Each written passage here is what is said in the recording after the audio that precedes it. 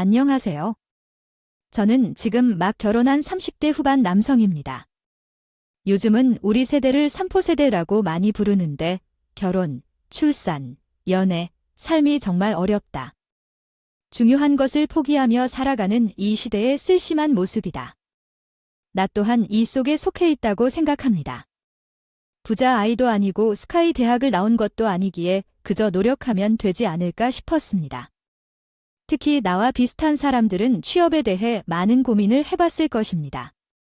나 또한 취업 때문에 참 힘들었습니다. 공무원 시험을 치르고 자격증을 따고 학원을 다녀봤지만 모든 게 제대로 되지 않았습니다. 치열한 경쟁 사회에서는 더 좋은 스펙과 출신을 가진 사람들과 경쟁을 해야 했다. 높은 산을 오르는 듯한 기분이었습니다. 아들은 아버지의 모습을 보며 미래를 그리는데 어떻게 직장에 들어가고 사회생활을 하는지, 힘들 때는 어떻게 이겨내야 하는지 아버지의 삶을 따라가 보면 어쩌면 정답이 나올 수 있다. 어린 시절 아버지의 삶을 보며 많은 것을 배웠습니다. 아버지의 삶을 보며 큰 깨달음을 얻은 것 같아요. 특별히 나에게 무언가가 되라는 말은 없었지만 사회에서 형성된 작은 관계도 절대 무시해서는 안 된다는 것을 배웠습니다. 이야기를 시작하겠습니다. 이야기는 아버지의 소중함을 깨달았던 인연을 다룹니다. 아버지의 취업 이야기였죠.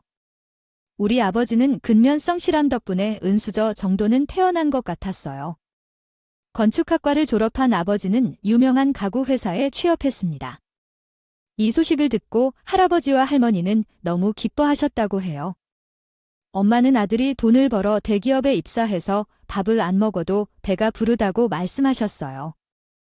하지만 엄마는 돈을 아끼지 말고 충분히 사용해도 된다며 자유롭게 지내라고 했습니다. 하지만 돈을 지금 너무 많이 쓴다면 문제가 될 수 있다는 점을 걱정했죠. 문제란 말이 있듯이 언제나 근면 성실하게 자신을 낮추며 살아가야 합니다. 아버지, 현대에는 경쟁사회인데 낮추고 살다 보면 시골 출신인 저 같은 사람이 버틸 수 있을까요? 모두 깎이게 될 돌이 있잖아요. 그렇게 살아야 합니다. 아버지 말씀의 의미를 알겠죠? 어릴 적에 아버지는 할아버지의 말씀을 자주 하셨는데 이제는 그 의미를 알 것 같아요. 대기업에 취업하고 결혼한 아버지는 어머니를 만나 결혼을 결심하셨다고 해요. 아버지는 정말 열심히 일하셨는데 거의 매일 회사에 나가 일을 했고 재능을 인정받아 주목을 받았습니다. 그리고 아이들이 왜 이런 아이디어를 가져왔는지 궁금해요. 이번 승진은 아마도 아이들의 열정 덕분인데 힘내라고 말씀하셨다고 하네요. 감사합니다. 본부장님. 제가 더 노력하겠습니다. 하지만 항상 뛰어난 사람 주변에는 시기와 질투를 하는 사람들이 있습니다. 아버지도 그 예외는 아니었습니다. 저기, 아까 봤어? 여기서 저들이 거들떠 다니는 것을 너무 몰랐어. 너무 대단한 대리인 줄만 알았어. 저 사람이 사장이 죽어도 사장 취급을 받을 정도로 솔직히 그 정도만큼 잘하는 줄 몰랐어. 내가 제안한 아이디어를 상품화할 거라는 거 이미 결정됐대. 아이고, 역시 난 정말 대단한 녀석이야.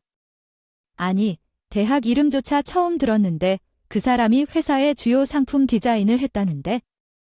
아이고, 회사가 대체 어떻게 운영되는지 모르겠어. 휴일도 일하는구나. 아야, 난 그 정도로 일할 생각 없어. 그러니까 없는 놈이라 그런 것 같아. 더 파악하는 척하는 듯해. 솔직히 말하자면 그것은 사실이야. 이 대리가 진급하면 내가 그냥 가만히 있지 않을 거야. 협업인데 혼자서 공을 다 짊어지고 하는 거잖아. 너가 언제 아이디어 회의에서 말했나? 회사에서 인정받았지만 동료들 속에서 아버지는 시골 출신으로 보이기 위해 구는 거라고 생각했지만 아버지의 그 모습이 단순한 애착 때문이 아니라고 봤어. 어렸을 때 할아버지가 목수일을 가르쳐 주셨고 가구를 만드는 재주가 있었거든. 우리 집에도 가구의 80%가 혼자 만들었어. 아버지가 직접 디자인하고 만든 것들이었습니다. 저는 매우 어렸을 때 이런 일도 있었다고 합니다. 저기 텔레비전에 나오는 식탁 진짜 멋져 보입니다. 아, 그런 것은 100만 원 넘겠죠? 그게 뭐길래요? 어머님, 당신이 목공 소질이 있다고 해도 그건 디테일부터 다르니까 한번 보세요. 그리고 일주일 후에 우리 집으로 식탁 하나가 배달되었습니다. 어머야, 이게 뭐지요? 이동글씨 맞죠? 이게 식탁이에요. 네, 저희가 식탁을 주문한 적은 없어요. 어, 이건 이동구 씨가 만들었다던데요. 우리는 배달만 받았습니다. 네, 배달기사가 식탁을 조립했고 어머니는 식탁이 완성될 때마다 입이 벌어졌다고 합니다. 어머니가 일주일 전 TV에서 본 식탁보다 더 멋진 식탁이 만들어졌어요. 여보, 이건 정말 당신이 만든 거 맞죠? 진짜로, 내가 만들었어. 그럼 누가 만들었어? 이거 사온 거 아니야? 솔직히 말해서 얼마에 샀지? 아이야, 이렇게. 아버지는 식탁 도안을 어머니에게 보여주면서 직접 디자인하고 만들었다는 것을 확인시켜 주셨습니다. 어머니는 동네 아줌마들을 불러 식탁을 자랑했습니다. 동네 어머니들은 난리가 났어요. 정말 훈이 아빠가 만든 거 맞아. 어디를 봐도 브랜드 로고가 없어. 자기야, 우리도 하나 만들어줘도 될까? 얼마에? 나도 TV에서 봤는데 이런 건 드라마에서만 보던 식탁이야. 정말 식탁 하나가 집 분위기를 바꿔놔. 왜 그렇게 어리광을 피우냐? 우리 신랑 본업은 다른데. 그냥 멋짐으로 고용인 풀었더니 일주일 만에 엄청 잘 만들어줘서. 왜 자랑하는지 눈에서 꿀이 흘러. 아버지는 어머니가 원하는 거 거의 다 만들어줬지? 식탁, 안방 가구, 아기 침대까지. 아버지는 말만 하면 다 만들어주더라. 알라딘 지니처럼. 어머니는 동네 어머니들에게 부러움을 삼키며 아버지 인기는 제어할 수 없었어. 그래서 요청이 들어오면 퇴근해도 틈이 없었어요. 나도 아버지가 만든 작품으로 많은 혜택을 받았어요. 학년이 올라갈 때마다 새 필통을 만들어주셨거든. 학기 초에는 친구들이 우리 반이 필통을 보러 왔어. 와, 이번에는 로봇이네. 우리 아빠가 만들었어. 얘네 아빠 멋져. 배 필통 만들 줄 아시나 봐. 너무나 생선이 썩은 냄새 풍기네. 아, 이 녀석. 우리 반에 정말 짜증나. 왜 누구도 거지 같은 녀석을 볼 수 없어? 맨날 헐벗은 채로 다니는데 엄마가 시장이나 생선가게 근처에서 필요한 물건을 살 때도 그 녀석을 피하라고 했어. 또래 친구들과 같이 그 녀석이 내 친구가 될 것 같다는 생각을 하기 싫었어. 어느 날 체육 시간이 끝나고 첫 번째로 반에 들어왔을 때 그 녀석이 내 필통을 만져보고 있었어. 얘야, 뭐 하는 거야? 내 필통 훔치려는 거야? 아니, 그냥 필통이 너무 신기해서 봤어. 내놔, 내 필통. 내 필통 안에 뭐라도 사라지면 널 방조하지 않을 거야? 내 친구들조차 만지지 못하는 내 필통을 그 녀석이 만지고 있어서 너무 화가 났어. 결국 나는 사실을 아버지께 말했어. 아빠, 우리 반에 거지 같은 애가 있는데 제 필통을 훔쳐가려고 했어. 진짜 화났어.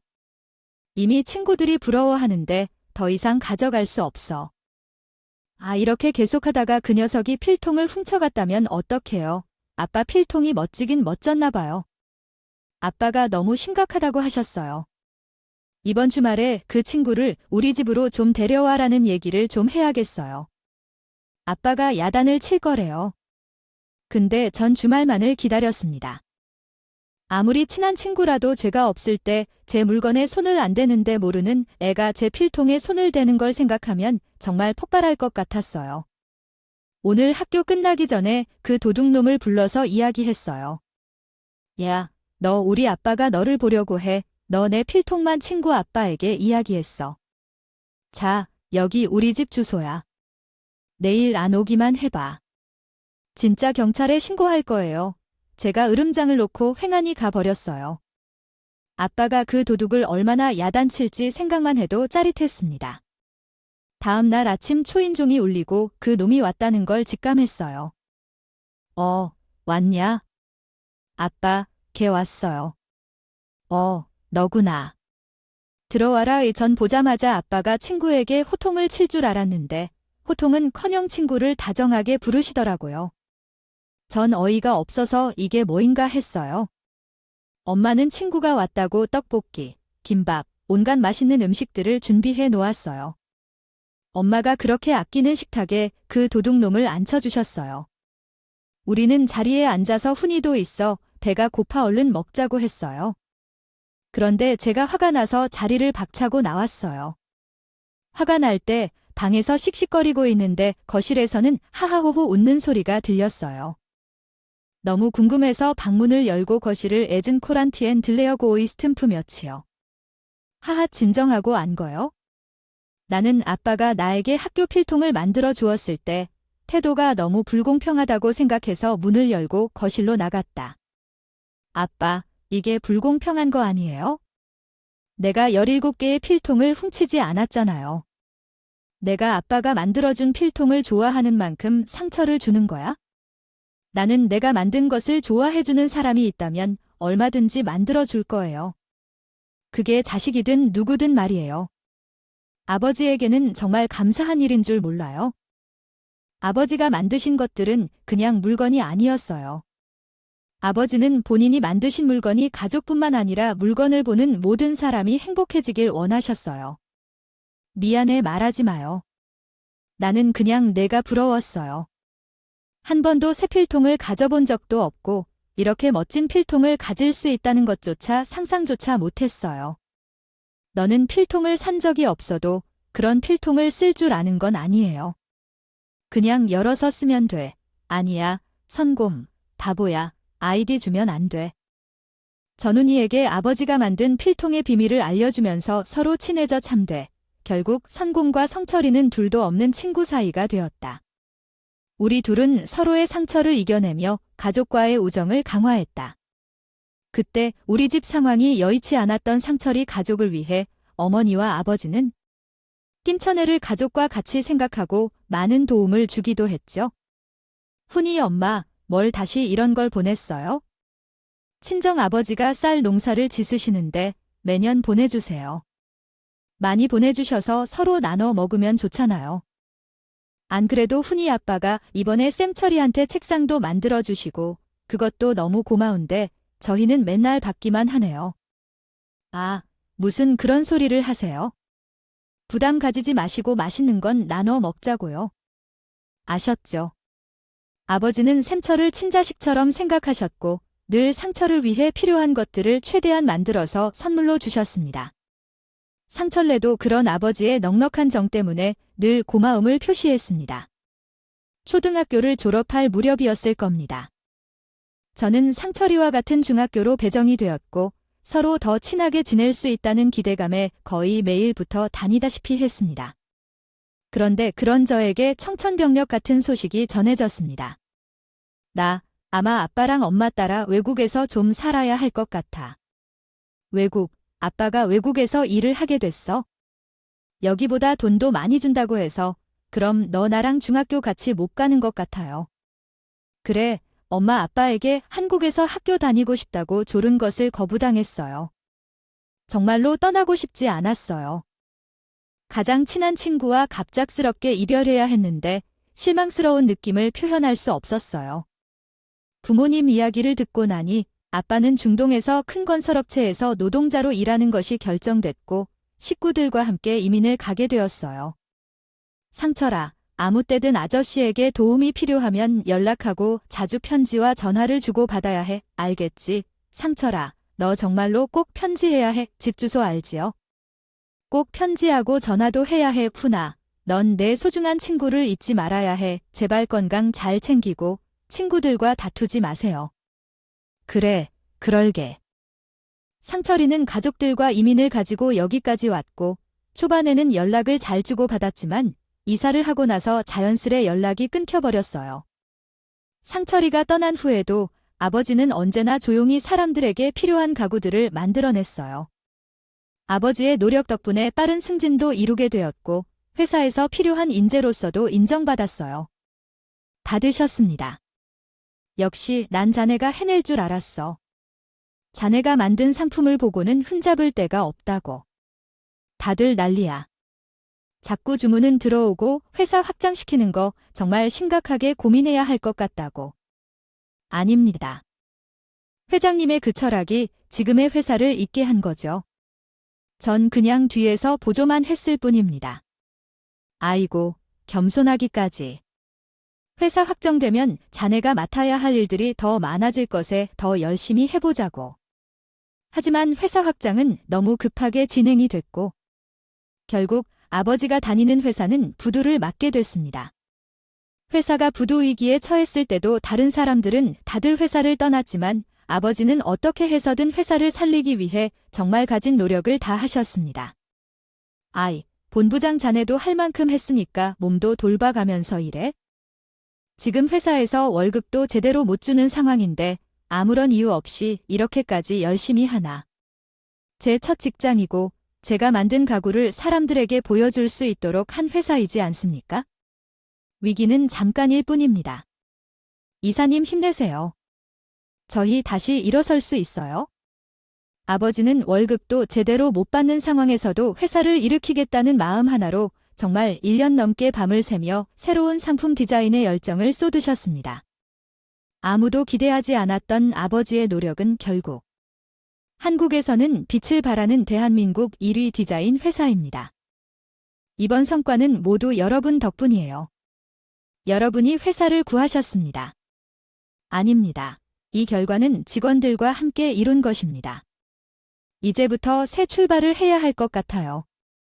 회사가 성장하면서 많은 변화가 있었습니다. 이사님과 함께 지내던 아버지께서 은퇴하셔서 회장의 아들이 이사 자리에 올랐고 아버지의 영향력이 조금씩 사라졌어요. 본부장님은 회사를 위해 많은 노력을 기울이셨다고 들었습니다. 그냥 제 할 일을 했을 뿐이에요. 매출 성적은 아직 충분히 괜찮다고 생각하지만 사람은 계속 변합니다. 옛날 영광은 결국 사라질 수밖에 없어요. 그렇죠. 특히 우리 업계는 트렌드에 더 예민한 산업이라 소비자 요구를 항상 주시해야 합니다. 그런데 앞으로 볼 때 지금 회사는 변화가 필요할 것 같습니다. 본부장님이 이끌고 계시는 직원들의 연령이 높은 편이라서 회사의 시스템이 점점 구식으로 변화하고 있다고 해야 할까요? 그런 느낌이 드네요. 그들의 나이로만 봐서 구식이라고 생각한다는 건 오해가 있을 것 같아요. 매년 새로운 제품과 고객 요구사항을 분석하고 있는데 잠시만요. 걱정하지 마십시오. 아마 결과를 보면 알게 될 것입니다. 어쨌든 잘 부탁드립니다. 회사에서의 자리가 위태로워졌습니다. 제가 정말 일을 할 수 없어요? 일한 내용을 전혀 모르는 사람을 과장으로 앉혀놓고 업무를 수행하라는데 이게 말이 되겠습니까? 아마도 업무만 잘 처리하면 되지 않을까요? 하지만 실현 불가능한 디자인을 제시하여 까다로운 상황이 된 것 같아요. 출퇴근 보고서를 쓰는데 여성 직원들과 농담하며 회사 업무를 소홀히 하는 부장으로부터 주목받지 않는 것 같아요. 근무 태도에 문제가 있다면 주의를 줘야 할 텐데요. 오후에 박 과장님께서 내 방으로 오라고 하셨습니다. 아버지는 업무 태도가 중요하다는 원칙을 가지고 있었습니다. 그 사람의 근무 태도가 다른 직원들에 영향을 미치는 것을 알고 계셨기 때문입니다. 박 과장님, 요즘 회사 생활은 어떠신가요? 월급쟁이들은 그렇죠. 월급을 받으려면 회사 규정을 따라야 하는데 박 과장님은 근무 태도가 성실하지 않은 모양입니다. 상급자들에게서 보고가 들어온 것만큼 충실한 태도를 보이셔야겠죠? 번했던 그분은 누구신지요? 누가 그러셨나요? 부장님인데 부장님이에요. 상사에 대한 예의를 갖춰야 할 것 같아요. 아니, 우리 아버지도 그런 얘기를 하시진 않으셨는데. 부정적인 행동은 무엇인가요? 제 업무를 지적하는 겁니까? 박 과장, 저기 소란스럽게 보이시네요. 부장님 꼰대라는 말을 아시나요? 왜 아래 사람으로서 항상 머리 숙이고 있어야 할까요? 할 말은 하되 아닌 것은 아니라고 하는 것이 상사를 무시하는 것일까요? 아이고, 그래서 너무 짜증나는 생각 방식을 가지십니다. 부장님은 그럴 줄 알았는데 보니까 부장님보다 더 심했네요. 아니네, 이 사람 정말 안 되겠네요. 제가 지금 사직서를 제출하고 다른 곳으로 가도 될까요? 아, 이런 때가 여기만의 일이라는 걸 아나요? 그러면 당장 사직서를 내세요. 이런 사람 우리 회사에 필요 없으니까? 아버지는 부하 직원에게 할 말을 했다 생각하셨지만 그 영향은 생각보다 컸습니다. 아니, 부장님은 최근 직원들을 괴롭히시면 안 될 것 같아요. 부하 직원을 해칠 수 있지만 사직을 요구하는 것은 존중을 받는 행동이 아닙니다. 모르셨구나. 아마 박 과장이 먼저 사직서를 내겠다고 했고 저는 그걸 받아들인 것뿐입니다. 아, 그리고 그 친구의 상사들에게 물어보면 박 과장의 불성실한 태도가 회사에 미친 영향을 알겠지요. 흐리고 있다는 걸 알 것입니다. 박 과장 상사들에게 모두 물어보았지만 아까 본부장님이 근무 태도가 불성실하다는 얘기는 개인적인 의견인 것 같아요. 뭐료? 아닙니다. 장 부장님이 제게 공식적으로 건의했습니다. 이제 위장한 걸 말하고 싶지만 박 과장하고 정 준장님 두 분의 얘기를 들은 것 같습니다. 박 과장은 일을 잘하고 계십니다. 정 부장님 긴 말은 못 드릴게요. 본부장님, 이사라인 정말 조심해야 합니다. 지금 본부장님께 어떤 짓을 저지를지 몰라요. 회사는 일한 만큼 보상을 해주는 곳이니 쓸데없는 걱정은 적어도 이번 일은 무시하는 게 좋겠어요. 옛날 아버지께서는 회사의 충성으로 자신의 본분을 다하면 인정받을 수 있다고 믿고 계셨습니다. 하지만 회사의 아버지를 향한 공격은 점점 더 노골적으로 드러나고 있습니다. 이번 일에도 본부장이 좋은 아이디어를 가지고 있네요. 그렇죠. 그런데 회장님, 너무 실용적인 것만 내세워도 30대 타겟층을 겨냥하기 어려울 것 같아요. 맞습니다. 저도 이사님과 같습니다. 생각입니다. 실용적인 것보다 젊은 층을 겨냥한 뭔가 새로운 시도가 필요하다고 생각이 됩니다. 10년 넘게 동고등락했던 팀원들은 아버지에게서 하나 둘 등을 돌리기 시작했습니다. 하지만 아버지는 흔들림 없이 자신의 소신을 이어가셨죠. 젊은 층을 겨냥해야 한다는 것은 저도 공감합니다. 하지만 가구는 우리 일상 그 자체입니다. 편리성, 가성비에 그리고 무엇보다 국내 가구 회사의 뿌리라고 할 수 있는 저희 회사 브랜드만의 고유성을 강조하는 게 중요하다고 생각합니다. 다들 좋은 의견이야. 하지만 난 이 본부장 말에 좀 더 공감이 가네. 안전하게 가는 게 좋지 않겠어? 일단 제품 만들어봐야. 이제 회장님 결국 아버지가 디자인한 가구는 생산에 들어갔고 늘 그랬듯 아버지는 모든 과정들을 꼼꼼히 체크하고 살피셨습니다. 하지만 이사라이는 그런 아버지의 행동 하나하나가 눈에 띄었습니다. 이선희의 이 본부장, 저렇게 설쳐대는 것 보시기만 할 겁니까? 지금 10년 넘게 지가 대장이랍시고 회사를 흔들고 있잖아요. 우리 이사님이 이렇게 계신데도 말이죠. 아이 재수 없는 건데 저걸 어떻게 날리지? 아버지는 본부장 말이라면 똥이 된장이라고 해도 믿을 뿐이야. 저번에 회장님께 제안했던 저희 아이디어 있잖아요. 그거 아직 유효하죠. 솔직히 당장 공장 생산 중단시키고 그걸로 바꾸고 싶은 심정이야. 국내 디자인 산업은 매년 발전하고 있지만 이번에 발생한 건 그 어떤 것과도 비교할 수 없는 큰 사건이었습니다. 부사장과 이사는 아버지의 작품이 회사를 파멸시키는 것을 막기 위해 온갖 노력을 기울였습니다. 순수한 아버지는 이 사실을 알지 못한 채 회사 일에 전념하셨습니다. 그러던 중 본부장님으로부터 공장에서 문제가 발생했다는 연락을 받았습니다. 아버지는 설계도를 들고 공장으로 향했습니다. 거기서 아버지는 자신이 만든 가구들이 폐기되는 것을 보았습니다. 설계도에는 다른 볼트 번호가 기재되어 있었고 공장은 그 번호대로 제품을 만들었다고 합니다. 아버지는 왜 그런 실수가 벌어진 것인지 이해할 수 없었습니다. 이 사태에 공장 직원들도 마찬가지로 충격을 받았습니다. 아버지는 여러 차례 도면을 살펴보았지만 여전히 이해할 수 없었습니다. 오류를 범하지 않기 위해 공장에서 거의 살아가는 분인데 이런 일이 벌어지다니 도저히 이해할 수 없었습니다. 이번 사건이 회사에 얼마나 큰 손해를 야기했는지 아십니까? 정말 죄송합니다. 제가 확실히 확인했다고 했는데도 자꾸 변명해선 본부장께서만 웃음만 나오실 것 같아 걱정돼요. 이렇게 구리한 디자인을 강요했다가 결국 이런 결과가 낙인처럼 찍히게 되었어요. 어떻게 책임을 질 거냐고요? 어떻게든 다시 제품을 재생산하여 문제를 해결하겠습니다. 어떻게든 책임지겠습니다. 제가 어떻게든 해결해 보겠다고 했지만 본부장님의 미소를 보니 정말 부끄럽습니다. 그래서 당장 나가보겠습니다. 결국 아버지는 현장직으로 내려가셔야 했습니다. 현장직의 새내기들과 동등한 대우를 받으며 근무하셔야 했습니다. 본사에서 잘 나가던 본부장이 현장직으로 일하는 모습을 보고 있는 주변 직원들은 가만히 있을 수 없었죠. 100억의 시가 어떠한 것이었던지 잊혀졌고 다른 사람들은 현장직이 되는 것을 퇴물로 여기더군요. 그저 회사의 자연스러운 현상이라 생각됩니다. 부디 제가 명예 있게 퇴직하도록 허락해 주십시오. 실수만 계속해서 이루어지며 회사의 생태계를 파탄시키는 것은 아니기를 바랍니다. 정말 죄송합니다. 그 내용을 한국어로 번역해 드리겠습니다. 상황이 전화로 시작되고 아버지는 현장직에서 많은 어려움을 겪으며 열심히 일하고 있습니다.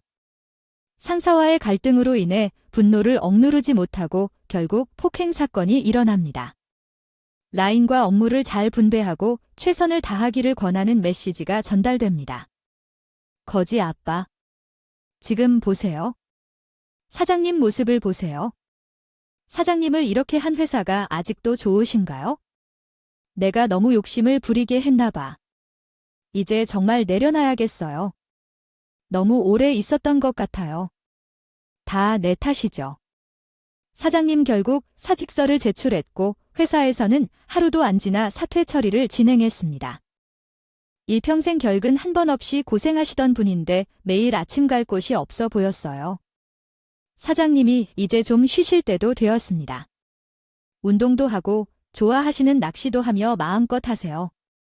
사람이 태어나서 건강한 몸뚱어리를 가만두면 쓰나요? 사람들은 다시 일해야 해요. 사장님 같은 나이를 누가 뽑아줘요?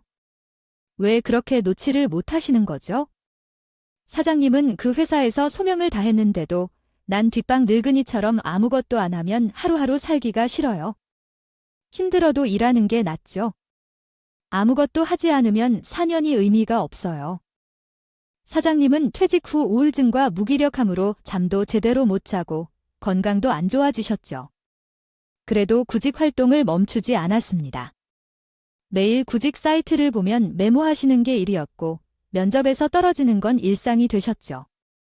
내 경력이 이제 쓸모가 없어졌나 봐요. 경력을 말하려면 모두 내버려두고 건강 상태나 일할 수 있는지 물으면 어떤지. 요즘에는 다 젊은 사람들을 고용하려 하니 나이 많은 사람들이 누가 고용하겠어요. 내가 퇴직할 때까지 다닐 줄 알고 걱정할 게 없이 살았더니 벌써 다음 달 생활비가 걱정돼요. 우리 집에서 돈 버는 사람은 남은 뿐이잖아요. 이제 회사 들어가려 하는데 짐을 지우고 싶지 않고 아무 경험이 없어도 어떤 아르바이트를 해야 할지 알아봐야겠어요. 그냥 가만히 있어도 내가 알아서 할 테니까. 아버지는 결국 자신이 쌓은 커리어를 포기하고 나이에 맞는 일을 찾기 위해 면접을 보러 여기저기 다니셨습니다. 한 가구 회사에서 경비직을 구한다는 소식을 듣고 면접을 보러 간 것이었어요. 아버지, 거기서 경비직이 어울리지 않나요? 아버지가 본부장까지 되셨던 회사에서 경비를 하는 것은 조금 어색할 수도 있으니 다른 곳도 찾아보세요. 오히려 여기가 좀 덜 어색하고 고향 같은 느낌이 들고 더 편안할 것 같아요. 자기 만족하는 것이 중요하니까. 상황이 얼마나 힘든지 정말 화가 나네요. 우리나라를 대표하는 회사의 본부장까지 지내신 분인데 신생 가구 회사에서 경비를 하는 것은 좀 그렇지 않나요? 출세하고 싶다는 마음을 처음 느끼게 되었던 순간이었어요. 아버지는 평소와 같이 정장 촬영을 하고 면접을 보러 가셨어요. 저는 아버지를 면접장까지 데려다 주었어요.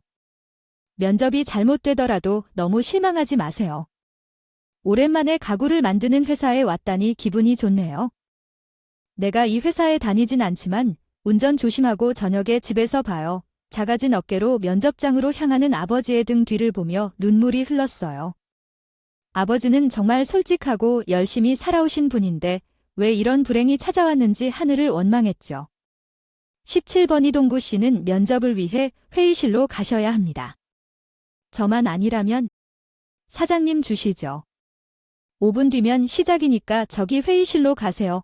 아버지는 자신이 과거에 회사에 불이익을 끼칠 수도 있다는 생각을 했을 것 같아요. 아버지는 면접을 볼 수 없도록 위해서 방해하려는 것인가 싶었지만 결국 호기심에 회의실로 들어가셨어요. 이동구 씨, 안녕하세요. 경비직에 지원하셨나 봐요. 여기서 따로 면담하려고 합니다. 불편하진 않았죠? 분명한 이유가 있으시겠죠? 듣고 가도 괜찮아요. 과거 경력이 화려하다니 당신이 만들었던 제품들은 무엇인가요? 아버지는 과거 경력을 어떻게 이야기했나요? 아버지는 회사에서의 경력을 얼마나 중요시했나요?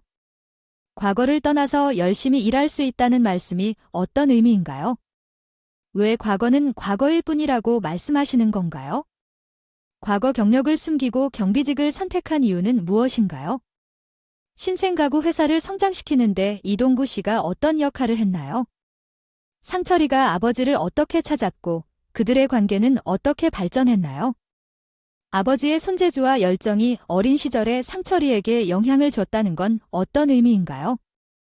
상철이가 어떤 상황에서 아버지의 도움을 받았다는 이야기는 무엇인가요? 아버지가 외국에서 시작한 새로운 일이 잘 되어서 나도 여기까지 온 것이고 내 꿈은 항상 아저씨였어. 아버지는 면접을 볼 수 없도록 위해서 방해하려는 것인가 싶었지만 결국 호기심에 회의실로 들어가셨어요. 이동구 씨, 안녕하세요. 경비직에 지원하셨나 봐요. 여기서 따로 면담하려고 합니다. 불편하진 않았죠? 분명한 이유가 있으시겠죠? 듣고 가도 괜찮아요. 아저씨처럼 멋진 가구를 만드는 사람이 되고 싶었어. 아니, 세상에 내가 너를 여기서 만나다니. 아, 이게 꿈이 아니겠어. 어릴 때 고칠 지리가. 아, 이젠 멋진 사장이 되었네. 우리 상철이 정말 장하네. 아저씨 덕분이야. 우리 가족이 가장 힘들 때 도와주셨었잖아. 그런데 이번에도 좀 도와주실 수 있을까요? 내가 상철이를 한 내가 아버지에게 스카웃 재현을 하고 아버지는 다시 본업인 가구 만드는 일을 할 수 있는 기회를 얻으셨어. 전 소식을 듣자마자 상철이를 찾아갔어. 상철아, 어훈아. 아이야, 어릴 때 나보다 키가 작아서. 아, 너 왜 이렇게 멋있어졌어? 얼마나 보고 싶었는데 연락할 방법이 있어야지. 이사를 하면서 전화번호가 적힌 노트를 잃어버린 탓에 연락을 할 수가 없었어. 그런데 그런 생각이 들더라. 언젠가 꼭 만날 수 있을 거란 확신이 나올랄까? 아버지가 우리 회사에 지원을 안 하셨다면 우리가 이렇게 빨리 만날 수 없었을 거야. 얘야, 너 결혼은 했니? 아이, 자식이니 애가 둘이네. 그건 그렇고. 오늘은 내 친구야. 근데 우리 집에는 홍기로 가득 찬 골칫거리가 있다. 너 볼래? 혹시 상이가 어른이 될 때까지 훈이 오빠 노래를 부르며 자랐어. 그래서 아직도 그렇거든. 우리 상이 좀 보러 줘. 아버지는 상철이의 회사에서 CEO로 취임하셨어.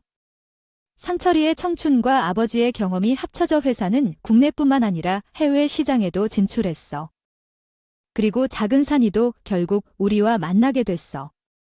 훈이 오빠, 너 이렇게 멋진 줄 알았어? 난 별로 몰랐어. 남자친구 있어? 우리 오빠에게 다 말했는데 그때부터 그런 거 같았어. 그래서 우리 사이는 사랑으로 시작해서 결국 가족이 됐어. 아이야, 너 나한테 형님이라고 불러야 돼. 그런 거 어딨어. 아이고, 정말 사소한 일에도 씁쓸하군. 우리 훈이 좀 잘 부탁해. 아이고, 구슴. 사람 인연은 웃긴 법이야? 처음엔 단순한 인연으로 여겨졌는데 서로를 기억하며 살아가다 보니 이렇게 소중한 인연이 된 것 같아. 하지만 만약 가볍게 다룬다면 언젠가는 그 결과를 청산해야 할 것 같아.